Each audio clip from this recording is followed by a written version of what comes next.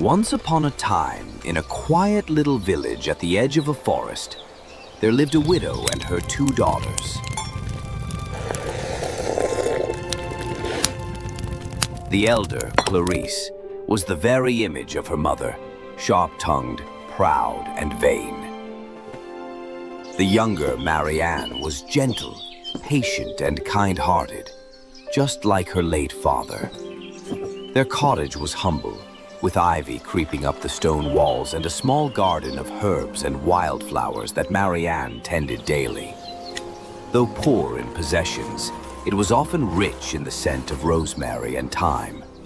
And when the sun set over the hills, the whole place glowed gold. But despite the simple beauty of their life, the house was full of discord. The widow loved her elder daughter dearly, too dearly, and could see no fault in her. Clarice was indulged in every way, praised for every word, excused for every cruelty. She dressed in ribbons and lace, even when there was barely enough bread on the table. Marianne, by contrast, wore plain dresses, mended at the hem and sleeves. She did all the work, fetching water from the distant well, washing clothes, cooking, cleaning, and tending the fire in winter. Her mother's voice was sharp whenever she spoke to her. Stop daydreaming, Marianne. You will never be anything but a servant if you keep your head in the clouds. But Marianne did not answer back. She had learned long ago that kindness was the only armor she could afford.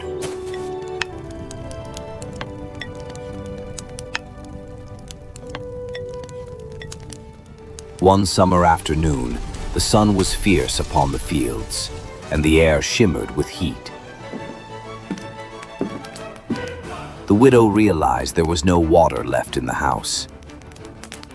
Marianne, go to the well at once, the one beyond the orchard. It's the freshest. Take the largest jug. Don't dawdle. It was nearly a mile away, and the path wound through dry grass and thickets of briar. But Marianne said nothing.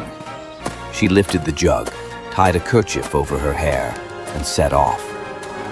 The air was heavy with the buzzing of bees, and her feet brushed the dust of the path.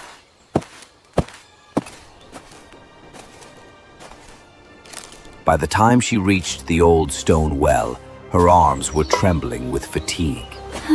She lowered the bucket, filled her jug carefully, and sat on the edge to rest a moment. It was then she heard a faint voice. My dear child, might I trouble you for a drink of water?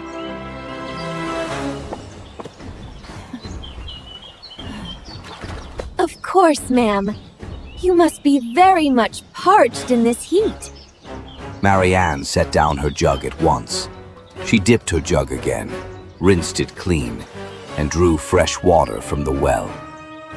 Holding it carefully, she offered it to the old woman, who drank with slow, grateful sips. You are too kind, my dear. Not many would serve a stranger so sweetly. It's nothing, ma'am.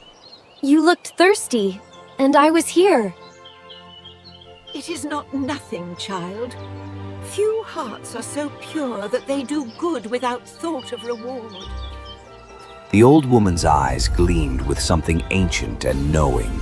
She straightened slowly, and in an instant, her form shimmered and changed. She was no longer a beggar, but a fairy, glowing faintly as moonlight. Oh, forgive me. I did not know. You have done no wrong, child. You have shown a pure heart. From this day forth, every word you speak shall be a gift to the world. Flowers and jewels shall fall from your lips, the mirror of your kindness. A gift from my heart? Yes, each time you speak, from your lips shall fall a flower or a jewel, the outward sign of your goodness within. Go now, and speak with care. Before Marianne could find words to thank her, the fairy had vanished like mist in sunlight. Still trembling, Marianne lifted her jug and hurried home. When she reached the cottage, her mother and sister were waiting, impatient and cross.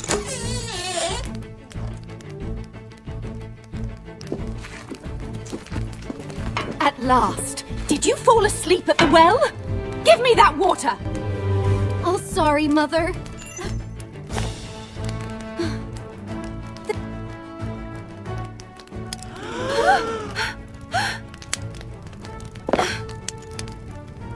Oh my goodness. Diamonds. Roses. Tell me, child, where did you get them? Marianne stammered, and as she spoke, more jewels, pearls, sapphires, and delicate blooms fell from her lips. The floor sparkled with them. Clarice gasped. Mother, she's bewitched. Bewitched? Nonsense. This is fortune smiling upon us. Marianne told the story as best she could, and with every gentle word, more gems tumbled down. Her mother gathered them greedily in her apron, her mind racing with the riches they promised. When Marianne finished, her mother gripped Clarice's arm. You must go to that well at once. Do exactly as your sister did, and we shall be twice as rich. Clarice was not pleased by this idea. The thought of walking a mile in the sun and fetching water like a servant made her wrinkle her nose.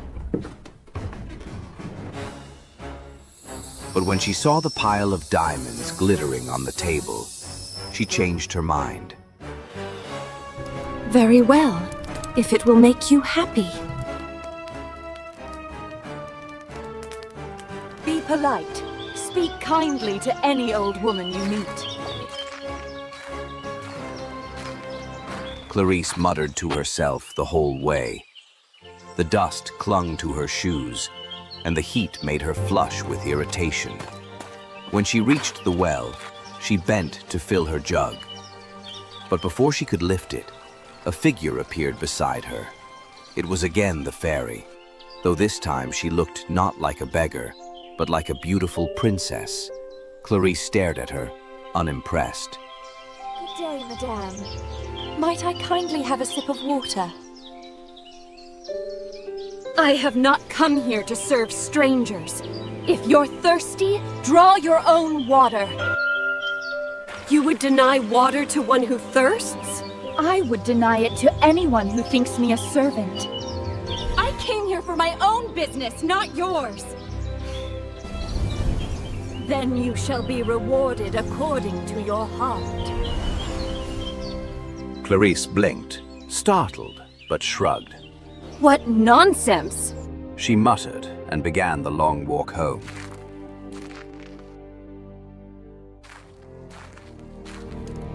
Please, let her have met the lady. Please let her be blessed. Well, my darling, did you meet her? What did she say? Some old fool asked me for water, but I sent her away. Before she could finish, a toad leapt from her mouth and landed on the floor. Then another, and another.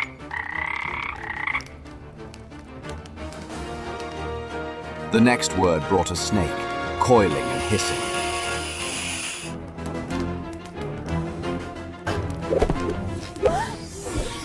What is this? Stop it! Stop it at once! But Clarice could not. Each angry word brought another creature slithering from her lips. The room filled with croaking and hissing until the widow fled into the yard, crying out in despair. Oh, why?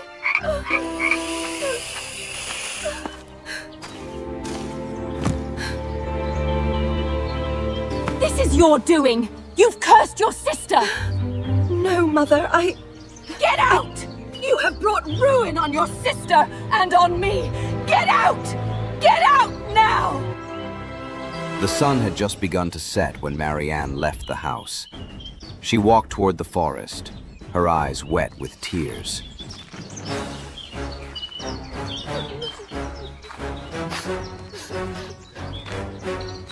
But not far along the road, a carriage approached, a fine one, drawn by white horses and bearing the king's crest upon its door. Inside sat the prince, returning from a hunt. When he saw the girl walking alone, he ordered the driver to stop. Young woman, are you in trouble? No trouble, my lord. Only sorrow. And as she spoke, pearls and lilies fell from her mouth. What miracle is this? He stepped down from the carriage and spoke with her. Her voice was soft as birdsong, and with every word she uttered, beauty itself seemed to take form around her. Petals on the breeze, jewels glinting in the light. The prince was utterly enchanted. Come with me.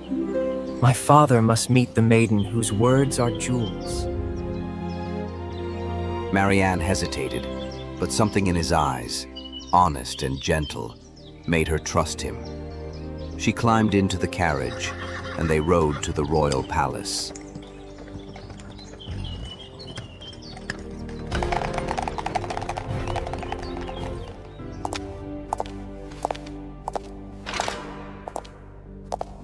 The king and queen received her in the grand hall, and when she curtsied and greeted them, diamonds rolled across the marble floor. The courtiers gasped, and the queen's eyes widened. The court erupted in whispers. Such grace, such modesty. Surely heaven has blessed you. And what reward could be fitting for such virtue? If she will have me, father, let that be her reward.